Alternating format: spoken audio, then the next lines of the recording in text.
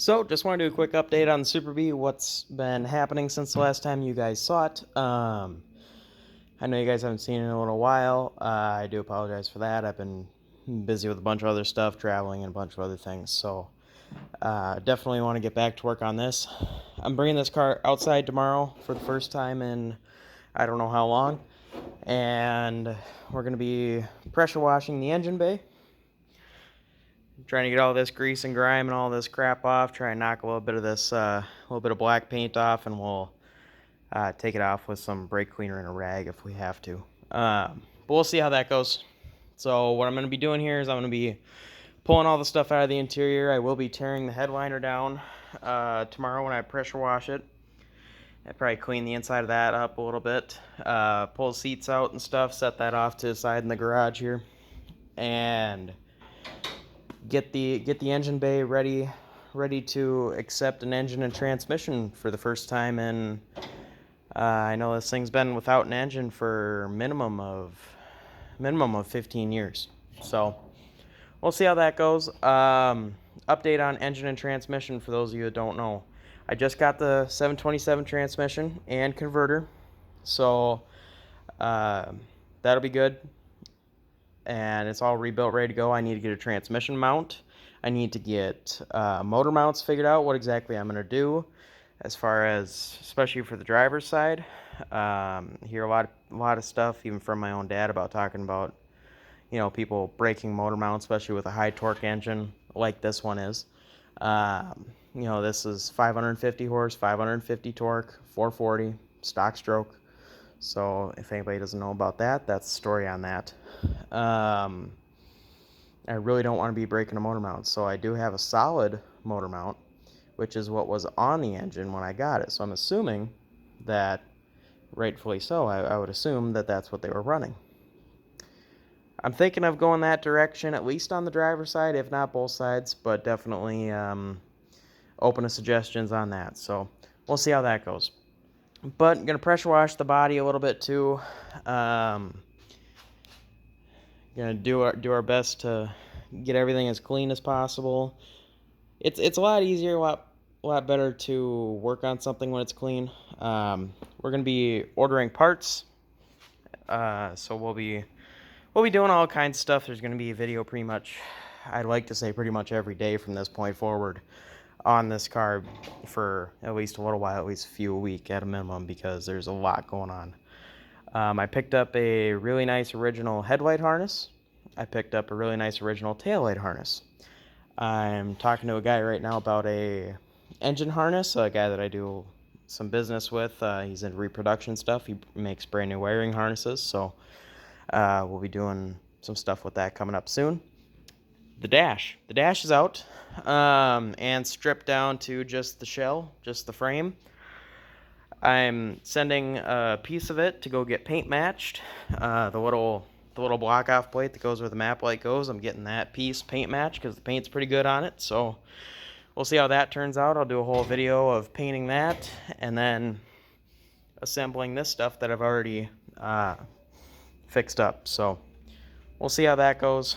Another thing, upper control arms. I'm replacing them most likely because the bushings are a little bit swollen up and I don't want to screw around with it, and the upper ball joints are really bad. The set of upper control arms I have the ball joints brand new, already installed. So that's the reasoning behind that. Brakes. I'm going to try with the brakes that are in it. Master cylinder is pretty much dry. It's got a little bit of residue down there. I think that I can get these brakes working. Probably going to need new wheel cylinders, or at least some new wheel cylinders. Drum brakes all the way around, 11-inch. So we'll see how that goes. Another thing, 391 sure grip. That's going in the car. And when I pull the axles out to pull the chunk that's in it and to put the 391 to replace it, I will inspect the axle bearings and see what the condition of that is, because if they're bad, I'm just going to have somebody redo them then, because I don't want to be running around and have a bearing fail, So, timeline, I really don't like talking about timelines as far as when stuff's going to get done, because especially with, myself. You know, there's a lot of stuff that gets in the way, and there's a lot of stuff that just kind of comes up out of nowhere, and it's like, oh, geez, well, this pushes this back a little ways. Engine and transmission at least setting in there. I want that to happen within the next 5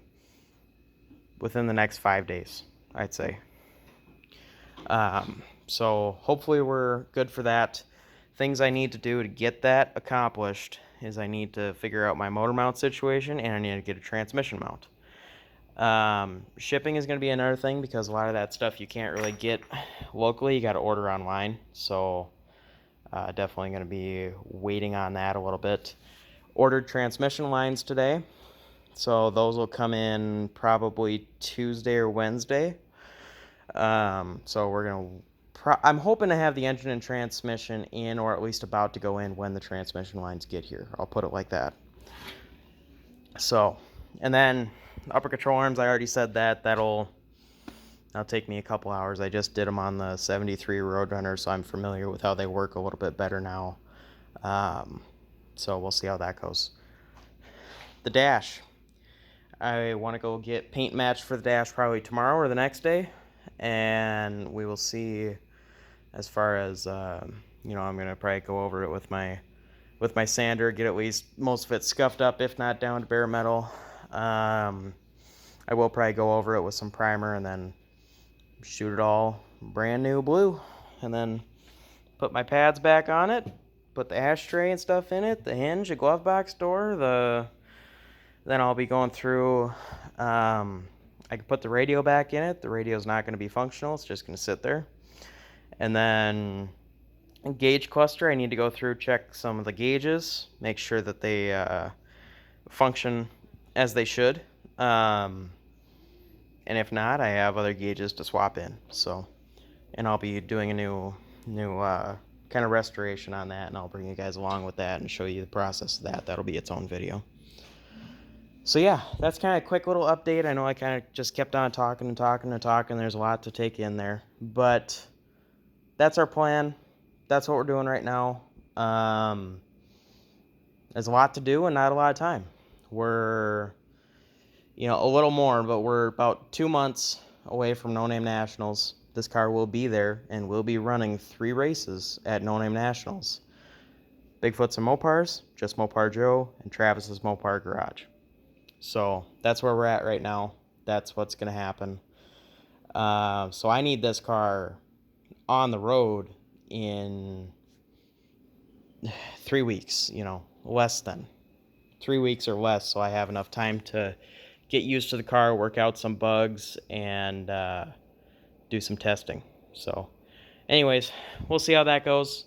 Definitely consider liking, subscribing, all that stuff. We're really growing the channel at a good pace. Definitely thank everybody that's subscribed and does all that kind of stuff. That really helps a lot. We're growing at a pretty good rate, and I'm very thankful for that. So definitely, if you haven't already, consider doing that. But I'll leave it at that, and I'll see you guys in the next one.